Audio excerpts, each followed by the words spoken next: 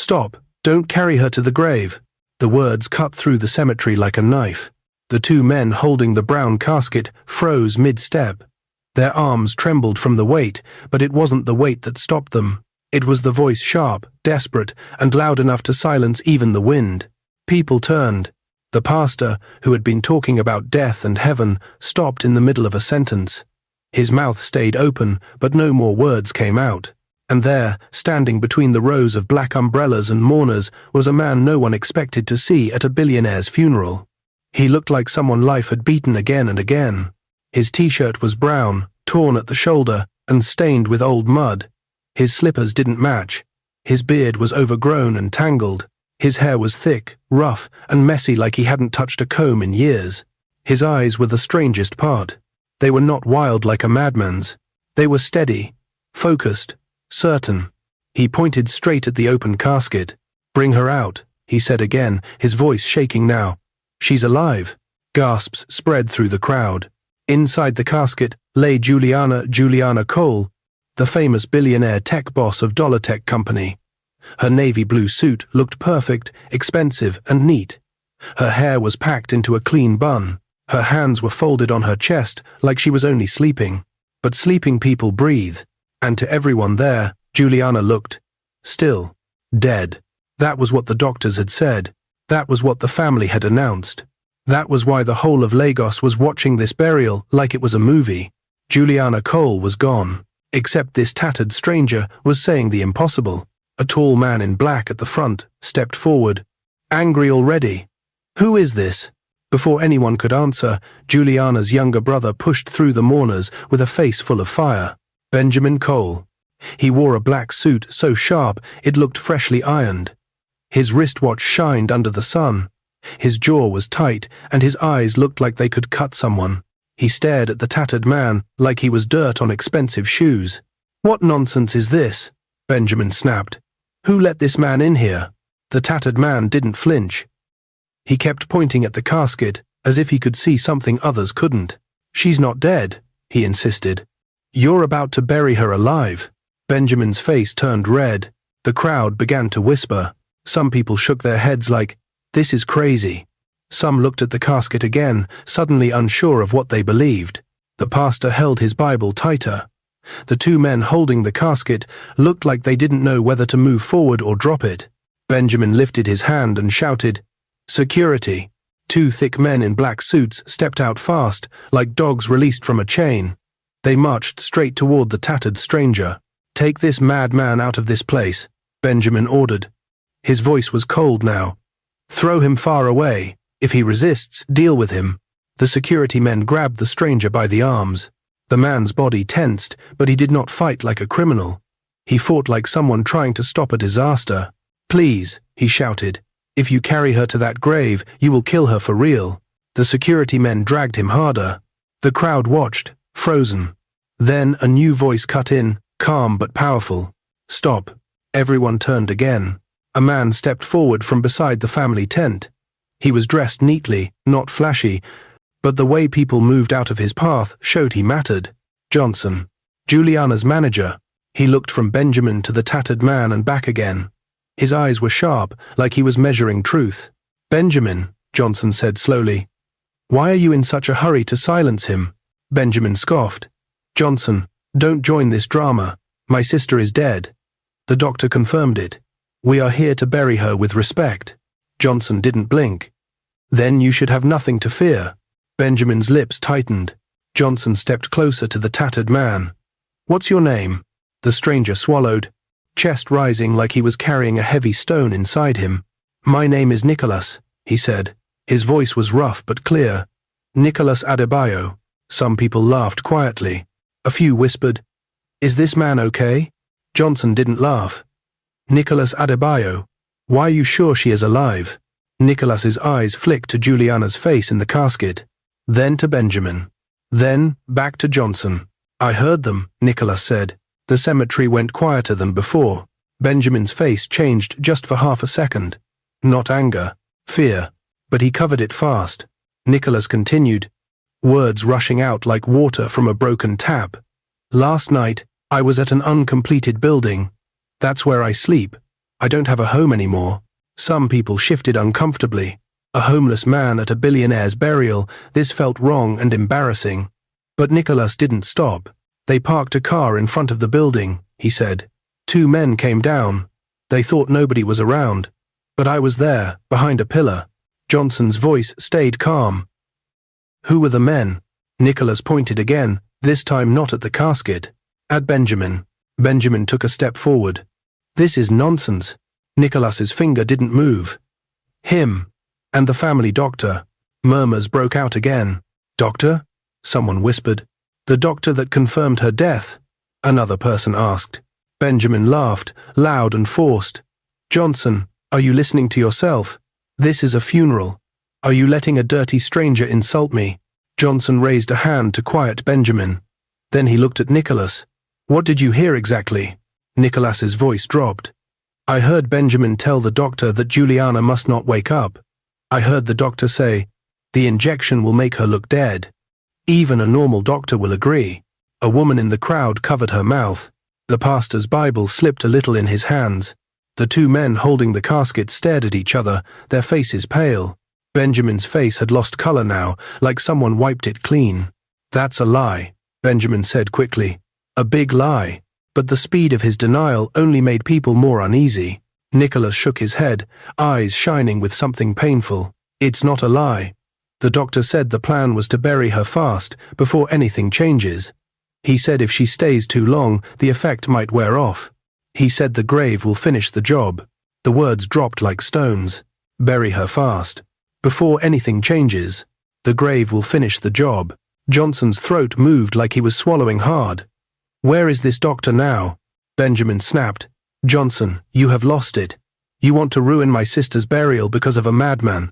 Do you know the shame? Benjamin, Johnson cut in, louder now.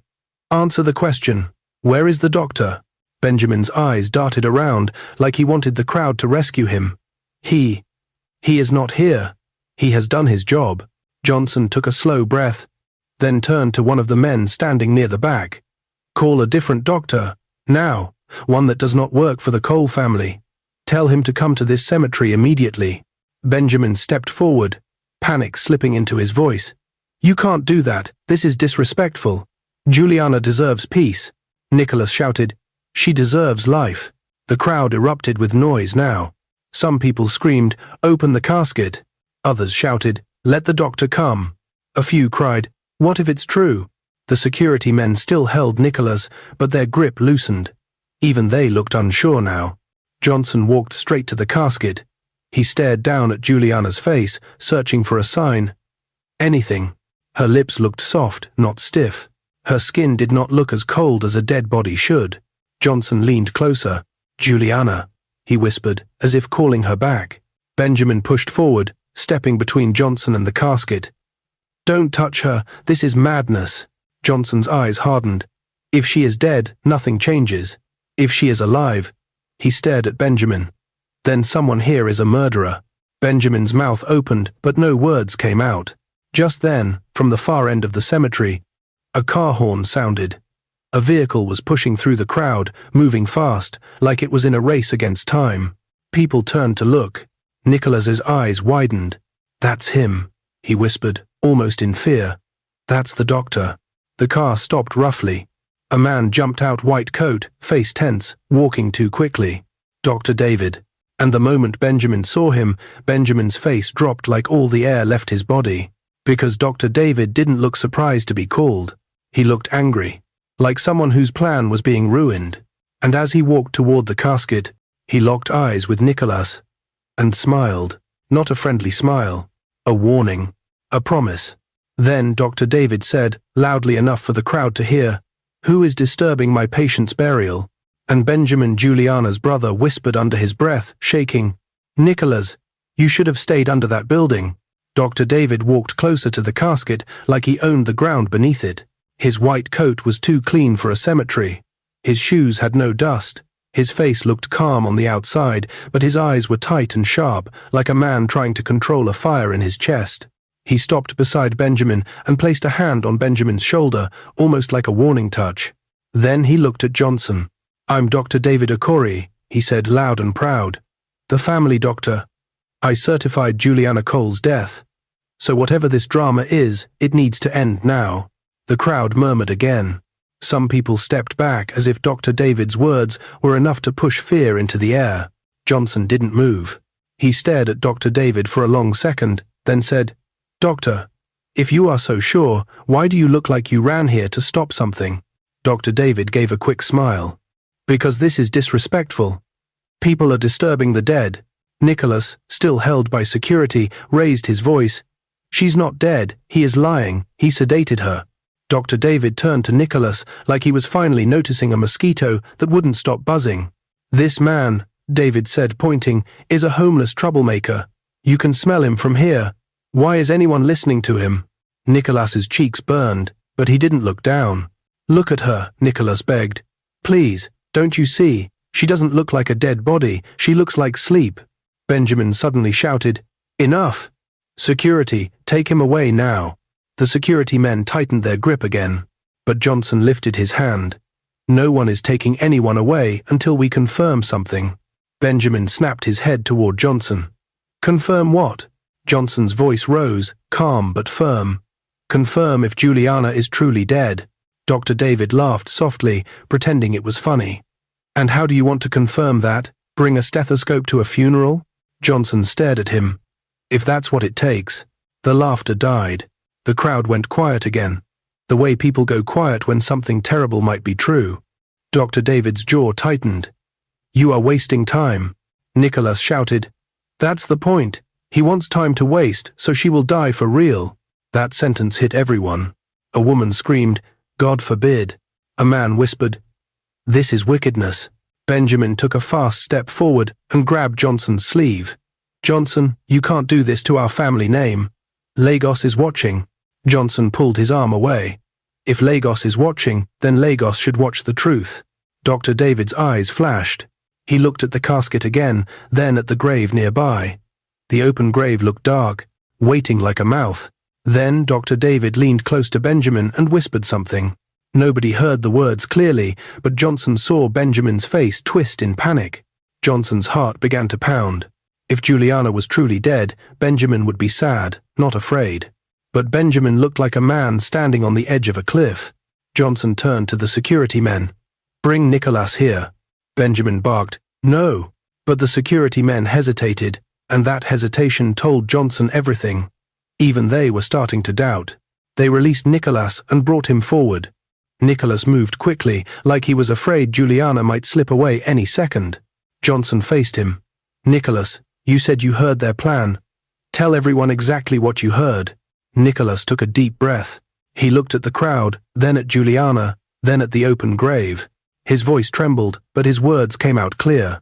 "I heard Benjamin tell Dr. David that the company papers were almost ready. He said, once Juliana is buried, nobody can stop him from taking everything." Benjamin's face tightened. Nicholas continued, louder now. "Dr. David told him not to worry. He said he used a special injection. He said Juliana would look dead, no pulse that normal people can find, no response, nothing. He said it would fool even a hospital doctor if they don't check deeply." The crowd gasped. Dr. David lifted his hands. "This is a lie." Nicholas pointed at him. "He also said there is an antidote." That word made Johnson's eyes widen. "An antidote?" Johnson repeated. Nicholas nodded quickly. "Yes," Dr. David said, "if anyone suspects, he can claim it's too late. But he said the antidote can wake her up if used in time." Johnson turned to Dr. David slowly. "Is that true?" Dr. David's lips pressed together. Benjamin shouted, "Johnson, are you mad? Are you really asking my doctor questions like he is a thief?" But Johnson didn't look at Benjamin. He kept his eyes on Dr. David. Dr. David tried to smile again. "This is foolishness." Johnson stepped closer, voice low but dangerous. "If it is foolishness, then prove it.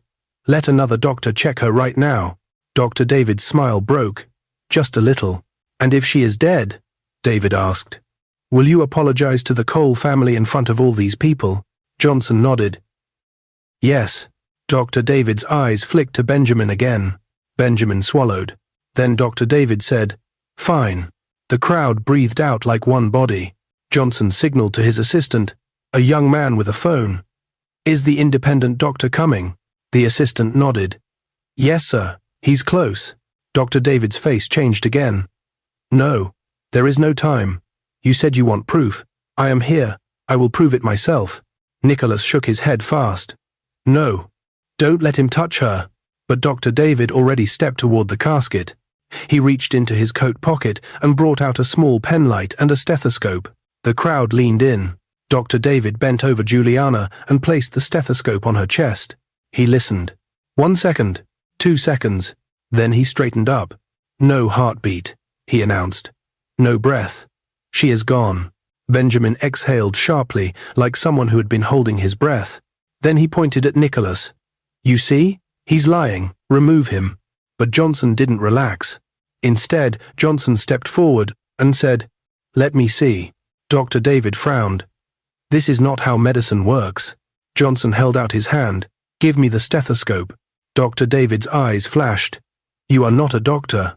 Johnson's voice was ice. And you might not be one either. That sentence sent another wave through the crowd. Dr. David's face tightened. Are you accusing me? Johnson didn't answer. He simply reached for the stethoscope. For a moment, Dr. David looked like he might refuse. Then slowly, he handed it over. Johnson leaned over Juliana and placed the stethoscope on her chest. He listened. His face remained serious, but inside, his mind raced. He didn't hear what Dr. David claimed. Not clearly. But he heard something else. A faint sound. Like a small, weak flutter. Johnson pulled back sharply. He stared at Juliana's face. Then, he looked at Nicholas. Nicholas whispered, almost crying. You heard it, didn't you? Johnson's throat tightened. He looked at the crowd and shouted, She's still here. Benjamin stepped forward, furious. Johnson. Johnson raised his hand. Nobody move the casket. Benjamin's voice cracked. You are trying to destroy us. Johnson pointed at Dr. David. You said no heartbeat, but I heard something. Dr. David's face went pale for the first time, and in that moment, Johnson saw it clearly. Dr. David wasn't confident. He was scared. Johnson turned to his assistant. Call the independent doctor again. Tell him to come faster. Dr. David suddenly stepped forward. Stop. You are creating false hope. Nicholas shouted. He's afraid because the antidote is running out of time. Johnson spun toward Dr. David. Where is the antidote? Dr. David blinked. What antidote? Nicholas moved closer, voice shaking. You have it, or you know where it is. Dr. David's eyes hardened. This man is insane. Johnson took 1 step closer to David, his voice low and fierce. Doctor, if she dies because of delay and we later find out she was alive, your life will be finished. Dr. David's hands trembled slightly. Benjamin grabbed Dr. David's arm. Let's go. But Dr. David didn't move, because at the edge of the cemetery, another car had arrived. A man jumped out holding a medical bag. He wore plain clothes, not a white coat. He moved fast, pushing through the crowd. I'm Dr. Akinwale, the man announced. I got your call. Johnson turned toward him, relief and fear mixing in his chest. Dr. David's eyes widened. Benjamin stepped back, and Nicholas fell to his knees and whispered like a prayer. Please, save her before it's too late. Dr. Akinwale approached the casket, opened his bag, and pulled out a small device. He leaned over Juliana. Then he paused. His face changed, and he said, quietly but loud enough to shake the entire cemetery, She is not dead. Benjamin's knees almost buckled. Dr. David took 1 step back, like he had been slapped, and Dr. Akinwale added, eyes sharp on Dr. David, Who sedated her? And where is the antidote? The cemetery stopped breathing. Dr. Akinwale's words hung in the air like thunder that refused to fall. She is not dead. For 1 long second, nobody moved. Then chaos exploded. People screamed, some cried, others shouted prayers out loud. A woman fainted and had to be held up by 2 men.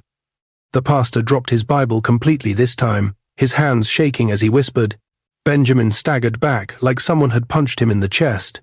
Dr. David's face drained of color so fast it looked like all the blood ran away at once. That's impossible, Dr. David stammered. You must be mistaken. Dr. Akinwale didn't even look at him. His eyes were fixed on Juliana's chest, on the slow, shallow movement barely lifting her suit. She is breathing, Dr. Akinwale said. very weakly. If we waste more time, she will not survive. Johnson felt his heart slam against his ribs. He turned sharply to Dr. David. Where is the antidote? Dr. David swallowed hard. His mouth opened, then closed again. I don't know what you are talking about, he said, but his voice shook. Nicholas stepped forward, tears already running down his face. You said it yourself. You said the antidote would reverse it. Dr. Akinwale finally looked up, his eyes sharp and angry. Dr. David, answer him. What drug did you use? Dr. David took another step back. Benjamin rushed to his side. Don't say anything, Benjamin whispered, but people close enough heard him. That whisper was louder than any shout. The crowd turned on them. What is he hiding? Why is he running? God save this woman. Johnson raised his voice above the noise. Dr. David, if you don't speak now, you will answer to the law. Dr. David's shoulders dropped slightly, like a man whose strength had left him. He glanced at the open grave, then at Juliana's face, then at the hundreds of eyes watching him. I used a heavy sedative, he said quietly. The cemetery froze again. Dr. Akinwale's face hardened. What sedative? Dr. David hesitated. Dr. Akinwale stepped closer. Say it. Zolan tracks, Dr. David whispered. Dr. Akinwale's eyes widened. That drug is restricted. It can stop breathing if overdosed. Dr. David nodded weakly. It slows the body until it looks dead. A wave of horror moved through the crowd. Nicholas clutched his chest like his heart was breaking. You were going to bury her alive. Benjamin suddenly shouted. Stop lying. You said it was safe. Every head turned to Benjamin. Dr. Akinwale looked straight at him. You knew. Benjamin froze. For a second, his mask fell. And in that second, everyone saw the truth written on his face. Juliana's own brother had known. Johnson stepped forward, his voice shaking with anger. Where is the antidote? Dr. David wiped sweat from his forehead. In my car. Johnson turned to security. Bring it, now. 2 security men ran toward Dr. David's car. Dr. David dropped to his knees. I didn't want it to go this far, he cried. He said it was the only way. He said once she was gone, everything would be settled. Benjamin screamed, Shut up! But it was too late. The truth was spilling out faster than anyone could stop it. Dr. Akinwale bent over Juliana and began checking her pulse properly. Her oxygen level is dangerously low, he said. We have minutes, not hours. Nicholas moved closer, his hands shaking. Please, she has to live. Dr. Akinwale looked at him briefly. You saved her already. Now let us finish the job. The security men returned, one holding a small black case. This is it, one said. Dr. Akinwale grabbed it and opened it quickly. Inside was a small vial and a syringe. The crowd held its breath. Dr. Akinwale drew the liquid carefully, his hands steady despite the pressure. Everyone step back, he ordered. Juliana lay still, her chest barely moving. Nicholas whispered, Please, Juliana, please. Benjamin tried to move forward, but 2 security men blocked him. Dr. Akinwale injected the antidote into Juliana's arm. Then, nothing happened. 1 second, 2 seconds, 10 seconds. The silence became painful. Nicholas's knees buckled. God, he whispered, don't let this be too late. Dr. Akinwale kept watching. Then suddenly, Juliana's fingers twitched. A sharp gasp tore from her throat. She coughed. Hard. Once. Twice. She sucked in air like someone coming back from drowning. The cemetery erupted. She's alive. She's alive. People screamed, cried, prayed, hugged strangers. Nicholas fell to the ground, sobbing openly now. Dr. Akinwale supported Juliana's shoulders as her eyes fluttered open. She blinked, confused. Her lips moved weakly. Where am I? Johnson rushed forward, tears in his eyes. Juliana, you're safe. Juliana turned her head slowly. Her eyes landed on the open grave. Then on the casket. Then on the crowd. Understanding crashed into her like a wave. She pushed herself up suddenly, strength fueled by shock and anger. What is this? She demanded hoarsely. Why am I in a coffin? No one answered. Her eyes searched the crowd. Then she saw him. Benjamin. Her brother. She stared at him, disbelief and pain fighting in her eyes. You. She whispered. Benjamin stepped forward, his hands shaking. Juliana, I can explain. Juliana stood fully now, and without a word, she slapped him. The sound echoed through the cemetery. Benjamin stumbled back, stunned. Tears filled Juliana's eyes, but her voice was strong. You wanted to bury me alive, she shouted. After everything I did for you. The crowd went silent again. I took you from nothing, Juliana continued. I made you a manager in my company. I trusted you with my life. Benjamin fell to his knees. I'm sorry. Juliana turned to Dr. David. And you, she said coldly. You took an oath to save lives. Dr. David bowed his head, shaking. Juliana took a deep breath. Then she pulled out her phone. Her hands were steady. Police, she said clearly. I want to report attempted murder. Gasps rippled again. Within minutes, sirens filled the air. Police officers arrived quickly, pushing through the crowd. Johnson pointed. Those two, Benjamin and Dr. David, were handcuffed. Benjamin cried openly now. Please, I'm your brother. Juliana didn't look at him. Dr. David collapsed completely, begging for mercy. They were dragged away. The cemetery slowly emptied, but no one would ever forget what they witnessed. Juliana turned then to the man in the tattered t-shirt. Nicholas stood there, eyes red, clothes dirty, heart full. She walked toward him slowly. Everyone watched. You, she said softly. You saved my life. Nicholas shook his head. I just told the truth. Juliana reached out and held his hands. They would have buried me, she said. But you stopped them. Tears ran down Nicholas's face. I know what it feels like to lose everything. Juliana looked at him closely. Come with me. The words surprised him. Where? He asked. To my house, she said. I want to hear your story. As they walked away from the cemetery together, cameras flashed and people whispered, the billionaire and the homeless man, side by side. And somewhere behind them, the open grave waited empty. But far away, in the police van, Benjamin screamed in regret. Because he knew Juliana was alive, and everything was about to change. The gates of Juliana Cole's mansion opened slowly, quietly, as if even the house itself was careful not to frighten her. Nicholas stood at the entrance, frozen. He had walked past houses like this before, huge walls, tall gates, shining lights, but never in his life did he imagine he would enter one as a guest. Still wearing his torn brown t-shirt, still smelling of dust and old nights, still feeling like he didn't belong. Juliana noticed his hesitation. Come in, she said gently. You're safe here. Safe. The word hit Nicholas harder than anything else that day. He followed her inside. The mansion was calm, bright and quiet. No shouting, no lies, no fear. The air smelled clean, like peace. They walked into Juliana's private study. The room was filled with books, awards, and framed photos from business events around the world. Everything spoke of success.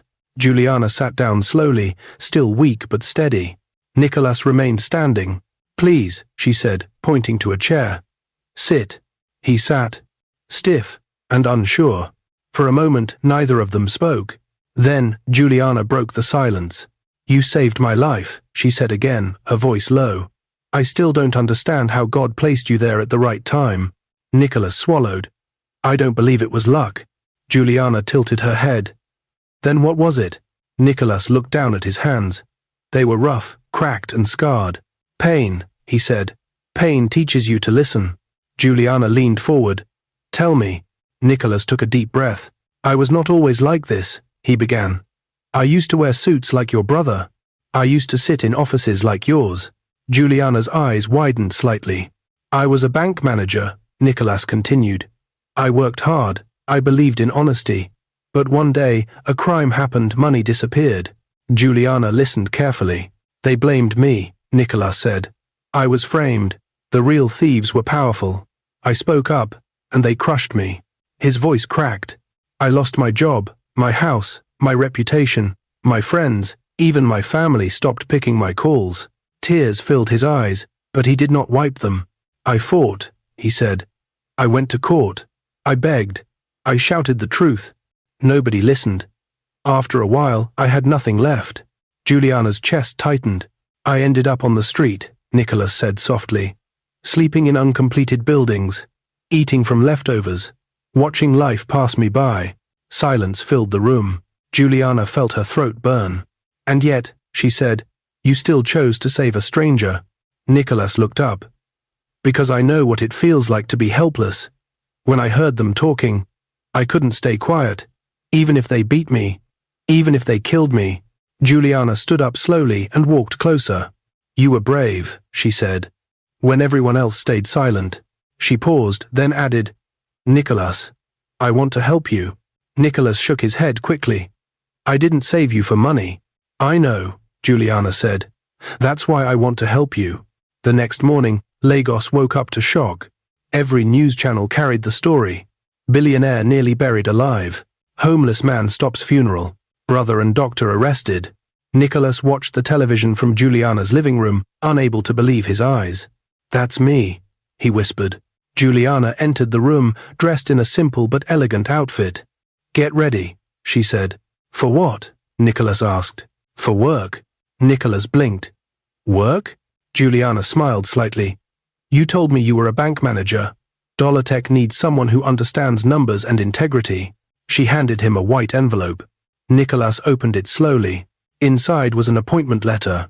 Account officer. He read aloud, stunned. Dollartech Company. His hands began to shake.